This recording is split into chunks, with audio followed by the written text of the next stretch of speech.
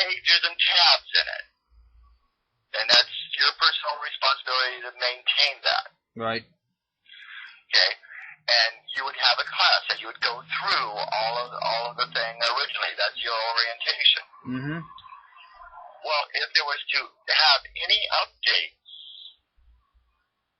the replacement pages would be sent to the managers, the immediate managers, and each person would be brought in, talk with the manager, they'd go over the new changes and stuff, you would sign receiving those pages, and then it'd be up to you to put those new pages in your book. Right. And there they were able to say you're informed. I don't see why TriMet is not able to do that. I don't either. That's a good question. I mean, with me playing around on the computer, it's easy for me to jump in and add a new page on a website. Yeah. At the very least, Chris, they could add any changes as a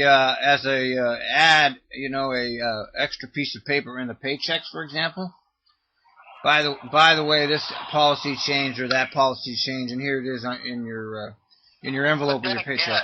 But then again, how many people really open up their paycheck and look at anything else other than their paycheck? Well, I don't know. I do, don't you? Don't you want to see what the other piece of paper is? No, there's times You just throw it away? I don't even open it for them. I have some paycheck stuff that aren't even open. Well, that's true. I mean, but you do. You have direct deposit. All that you count on is, hey, I got money in the bank. Yeah. There we go. Well, they could just leave a piece of mail for you then. It's not that hard to do. But then all of a sudden it turns into junk mail, just like our union newspaper. Everyone gets a union newspaper. No, I mean, I'm talking in your company mail. It's a little, they put your number up on the board there and you pick it up and you look at it. That's not that hard to do. That's what they do now with everything else. It could be done. I mean, they could do it if they wanted to do it. Oh yeah, it could be done. I mean, they have everything else. When you receive notice from a manager, you have to sign it. The station agent signs and dates it. Right. So why not this? I don't know. The management is not connected in many ways here. So what other comments do you have about that class? Anything else? It was a good class. You liked it. I mean, it really emphasizes on keeping your eyes scanning, stay away from tunnel vision, be aware of your surroundings,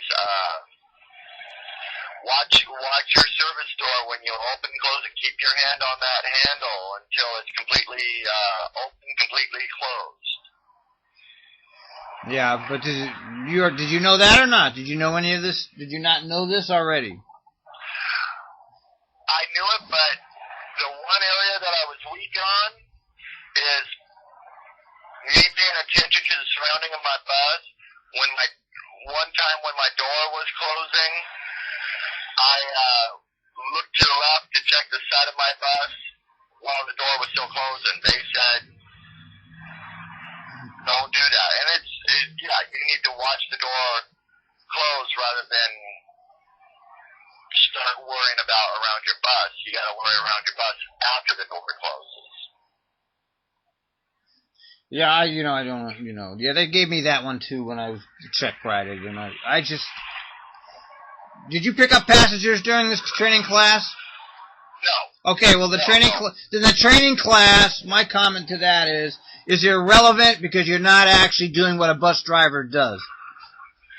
Well, no, they have you go to a stop. They have you open the door, then close the door, and leave the stop. Yeah, so? And the whole principle behind that is stay in condition that when you go and open that door, your hand stays on the handle, all through the door being open, and all through the door being closed, so it's completely closed. Yeah. Well, whatever. Well, I'm just saying one point that I keep bringing up here is that without the distractions of the passengers getting on and off, people in the bus, people talking to you, the reality of a bus driver's job, the training is useless. Because you're not actually in conditions that you're working in. You're in controlled conditions when you're going through a training class. When you're actually working at the job, you're not in controlled conditions. It's not the same. It's completely different. That is true. Yes. It's completely different. It's like apples and oranges, okay? It's not the same. Is you're able to condition a person in a controlled environment to be able to handle the uncontrolled environment and be able to naturally respond to what he was conditioned. Yeah, in order for that conditioning to actually stay, though, they would have to have us take this class every day for a couple of months. You know what I mean? And then you'd have to apply the principles to the uncontrolled situation, which you can't do. You can't do it. You need to have the real situation to understand. It's not the same. It's not the same kind of. Yeah, it's not the same kind of driving. That's all. I've always wondered why they don't actually put you out on a real route and have you do this. Training is just trying to give you the tools to practice with through everyday occurrences and stuff to keep yourself conditioned. If you if you just take the class and think that, okay, I'm just gonna nod my head and say, just get through the class, and then go back to my own ways, then you are creating a block and not keeping an open mind to the tools that they're giving you. Yeah, I can't tell you how many classes I've been to in the years I've been driving buses. And everybody develops, I don't mean to poo-poo their attempts to train, and sometimes there is a point or two which actually will stick with me and I'll actually implement it in my driving.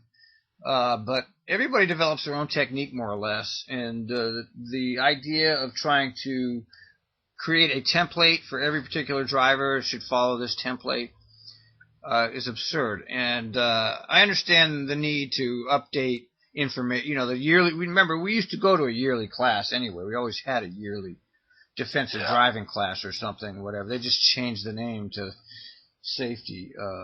That I understand all of that, but I have a problem when they are trying to, especially when they're making us sign documents that we told you this and we told you that, but then they talk about something different. Yeah, that's where I had it. That's my biggest issue on this class. Yeah. I was told two things about the 5-mile-an-hour turn, and when I looked on writing, right, it was different. Only stated one thing. Right. And they had me sign a document on that. Yeah, I'm really looking forward to taking it. I want to really see what they're up to. I was suspicious of it right off the bat. Telling us.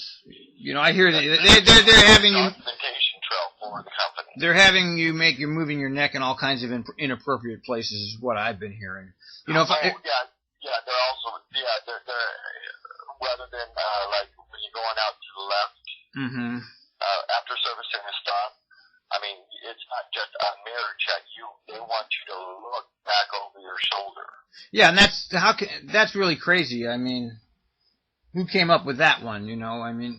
If you're making a hard left turn, okay, a very tight turn, you're going to keep your eyes peeled on that left mirror as you're making that turn.